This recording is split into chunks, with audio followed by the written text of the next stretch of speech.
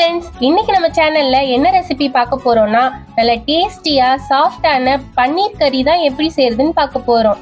செய்வோமா? இந்த பன்னீர் கறி ரெசிபி செய்யறதுக்கு ஃபர்ஸ்ட் கடாயில 3 டேபிள் ஸ்பூன் அளவு எண்ணெய் சேர்த்துக்கலாம். இதுல ஹோல் ஸ்பைசஸ்லாம் ரோஸ்ட் பண்ண போறோம். அதுக்கு ஒரு பிரியாணி இலை, 1 இன்ச் பட்டை, 2 ஏலக்காய், 2 கிராம்பு, 1/2 டீஸ்பூன் சோம்பு, 1/2 டீஸ்பூன் மிளகு, 1/2 டீஸ்பூன் சீரகம் இதெல்லாம் சேர்த்து எண்ணெயில லைட்டா பொரியட்டும்.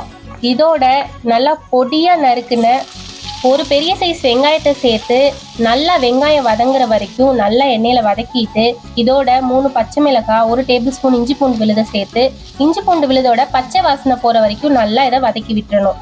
இதோட 2 பெரிய சைஸ் தக்காளியை அரைச்சு சேர்த்திருக்கேன்.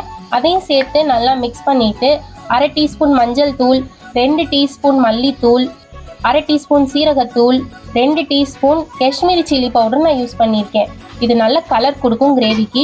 எல்லாம் மிக்ஸ் பண்ணிட்டு மூடி போட்டு அதோட பச்சை வாசனை போகிற வரைக்கும் குக் ஆகட்டும். இன்னொரு சைடு ஒரு 1/4 கப் அளவு முந்திரியை அரை மணி நேரம் ஊற வச்சு அதையும் பேஸ்ட் பண்ணி எடுத்துடலாம். இப்போ நம்ம மசாலாவோட பச்சை வாசனை எல்லாம் போய் நல்லா குக் ஆயிருச்சு. இதோட நம்ம அரைச்சி வச்சிருக்க முந்திரி பேஸ்ட்டையும் சேர்த்துட்டு கொஞ்சமாக தண்ணி சேர்த்து மிக்ஸி அலசி இதோட சேர்த்துருக்கேன். இதோட தேவையான அளவு உப்பு சேர்த்து நல்லா மிக்ஸ் பண்ணி விட்டுடணும். இந்த முந்திரி நம்ம கிரேவிக்கு ஒரு நல்ல திக்னஸ் கொடுக்கும், அதே சமயம் ஒரு க்ரீமியான டெக்ஸ்சரும் கொடுக்கும். மூடி போட்டு ஒரு 2 மினிட்ஸ் நல்லா இதை குக் பண்ணதுக்கு அப்புறமா இதில் ஒரு மீடியம் சைஸ் கேப்சிகம்மை கியூபாக கட் பண்ணி சேர்த்துருக்கேன்.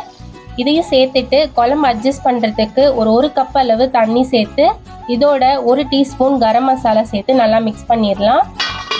இப்போது கேப்சிகம் குக் ஆகிறதுக்கு 1 நிமிஷம் மூடி போட்டு நல்லா வெந்ததுக்கு அப்புறமா நல்லா கியூபாக கட் பண்ணி வச்சுருக்க ஃப்ரெஷ்ஷான பன்னீர் இதோட சேர்த்து, பன்னீர் ஓவர் குக் பண்ணக்கூடாது, லப்பர் மாதிரி ஆயிரும். ஒரு 5 மினிட்ஸ் குக் பண்ணாலே போதும், நல்லா சாஃப்டாக ரெடி ஆயிரும்.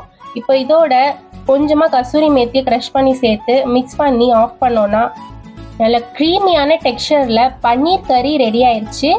இதில் உங்களுக்கு கேப்சிகம் சேர்க்க பிடிக்கலன்னா அதை நீங்கள் ஸ்கிப் பண்ணிக்கலாம், அதை சேர்க்காமையும் செய்யலாம். டேஸ்ட் சூப்பராக இருக்கும்.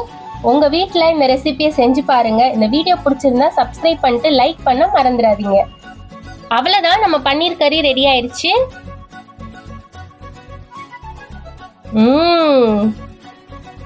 டேஸ்ட் சும்மா சூப்பராக வந்திருக்கு.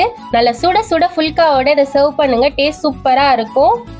நீங்களும் உங்கள் வீட்டில் இந்த ரெசிபியை செஞ்சு பார்த்து உங்கள் ஃபேமிலி மெம்பர்ஸோட என்ஜாய் பண்ணுங்க. நாளைக்கு இன்னொரு புது ரெசிபியோட உங்களை மீட்